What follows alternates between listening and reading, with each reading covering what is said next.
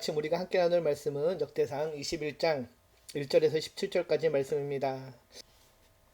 다윗하면 떠오르는 이미지가 있습니다. 바로 하나님 마음에 합한 자라는 것인데요. 그런데 오늘 본문인 역대상 21장에서는 그런 다윗의 모습과는 조금 대조되는 그런 치명적인 실수가 드러납니다. 바로 인구조사 사건인데요. 이 사건은 단순한 행정명령이 아닌 하나님의 진노를 불러오는 영적 실수였습니다. 이 사건을 통해 죄와 회개 그리고 징계와 자비, 하나님의 뜻과 인간의 연약함을 함께 묵상하며 살펴보고자 합니다. 먼저 오늘 본문의 1절의 시작은 이렇게 시작하는데요. 사탄이 일어나 이스라엘을 대적하고 다윗을 충동하여 이스라엘을 계수하게 하니라. 본문의 시작은 사탄이 일어나 이스라엘을 대적하고 다윗을 충동하였다라고 얘기합니다. 오늘 본문은 사탄의 등장으로 시작됩니다. 사탄은 다윗을 충동하여서 인구 조사를 하게 만듭니다.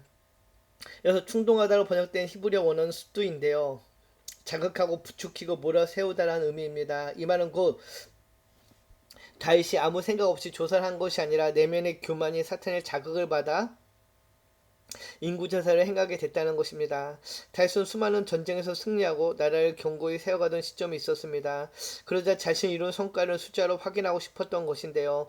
쉽게 말해 내 힘이 얼마나 되는가를 확인하고 싶었던 것입니다.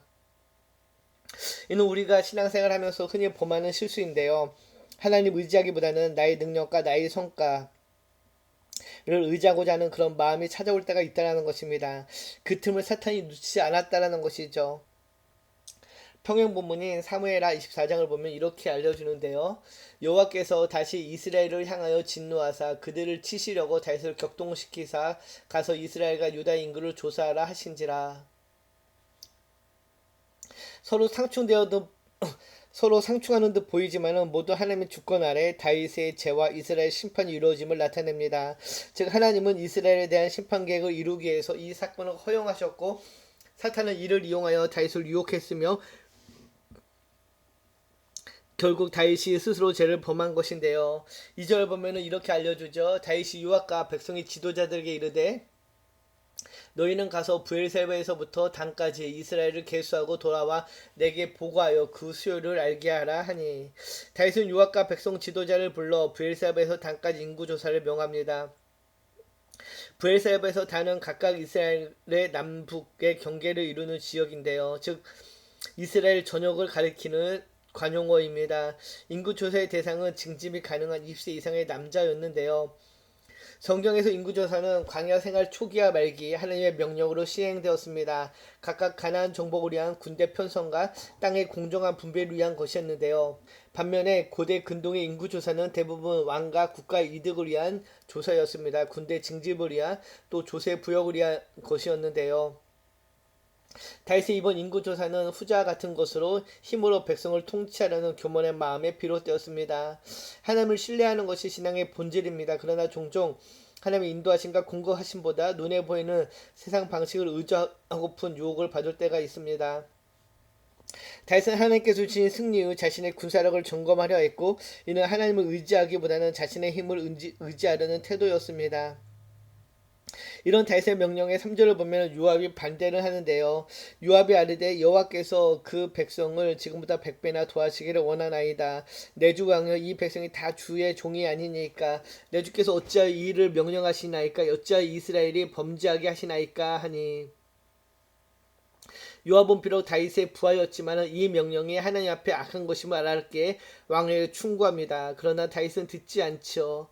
하나님 우리가 죄를 지을 때 반드시 신호를 주십니다. 때로는 요압과 같은 사람을 통해 혹은 양심의 소리를 통해 또는 설교 말씀이나 묵상을 통해서 경고하십니다. 문제는 우리가 그것을 무시하고 지나칠 때가 있다는 것이죠.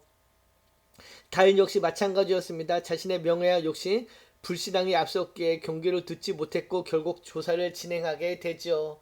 그리고 이것은 하나님의 진노를 야기시킵니다. 7절을 보면 이렇게 이야기하죠. 하나님이 이 일을 악하게 여기사 이스라엘을 치심에 하나님께서 이 인구조사를 악하게 여기셨다라고 기록합니다. 그리고 이스라엘 백성에게 징계를 내리시죠. 이 대목에서 다윗은 비로소 자신의 죄를 깨닫게 됩니다. 늦었지만 진실하게 회개하고 돌이키는데요. 그리고 하나님은 선지자 갓을 통해 다윗에게 세 가지 벌 중 하나를 선택하라 하십니다.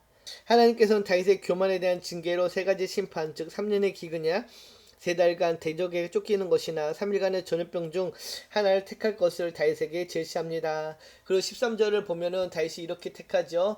다윗이 갓에게 이르되 내가 공경에 빠졌도다. 여호와께서는 긍휼이 심히 크시니 내가 그의 손에 빠지고 사람의 손에 빠지지 아니하기를 원하나이다. 다윗은 전염병을 선택하며 자신이 사람의 손에 맡겨지는 것보다 하나님의 자비를 믿고 하나님의 손에 맡기겠다고 선택합니다. 결국 전염병이 이스라엘에 퍼지며 7만 명의 죽음에 이르게 되죠.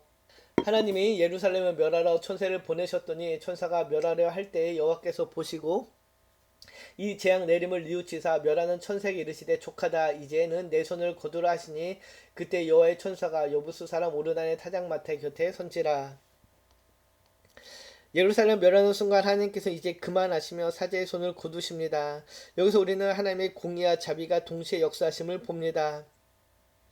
15절에서 후회하셨다라는 것은 인간적인 변덕이나 변심을 의미하는 것이 아니라 하나님의 후회하심은 오직 심판의 상황에서만 표현되는데요. 그 후회하심은 인간을 멸하기를 원치 않으시는 하나님의 큰 자비를 드러내는 것이라 할 수 있습니다.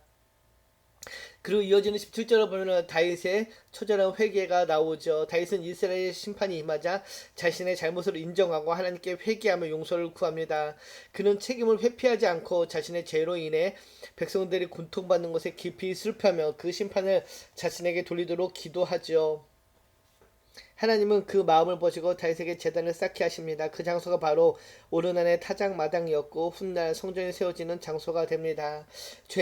죄가 있던 자리에, 회개가 있던 자리에 은혜의 성전이 세워지는 것이죠. 오늘 본문의 다윗의 가장 큰 죄는 숫자를 셌던 것이 아니라 하나님보다 숫자를 신뢰했던 마음이었습니다. 그러나 하나님은 그 죄를 책망하신 이후에 그의 회개를 받아주시고 다시 은혜를 베푸십니다. 오늘 우리도 그런 은혜 앞에 섭니다. 우리의 삶 속에 있는 타작마당, 눈물로 엎드릴 자리를 회복하시기 바랍니다. 그리고 그 자리에 하나님은 다시 성전을 세우실 것입니다. 죄의 자리에 은혜의 제단이 세워지는 그 놀라운 은혜를 경험하는 그 삶이 되기를 소망합니다. 기도합니다. 참 좋으신 하나님 감사합니다. 오늘 본문을 통하여서 다윗의 실수와 하나님의 한없는 은혜를 봅니다. 다윗이 비록 실수하였지만 하나님께서는 여전히 사랑하시어 은혜를 베푸시며 구원하심을 봅니다. 오늘도 우리의 삶의 자리에 그 동일한 은혜를 구하며 나아가오니 주님 함께하여 주시옵소서. 감사드리며 우리를 권하신 예수님의 이름으로 기도드립니다. 아멘.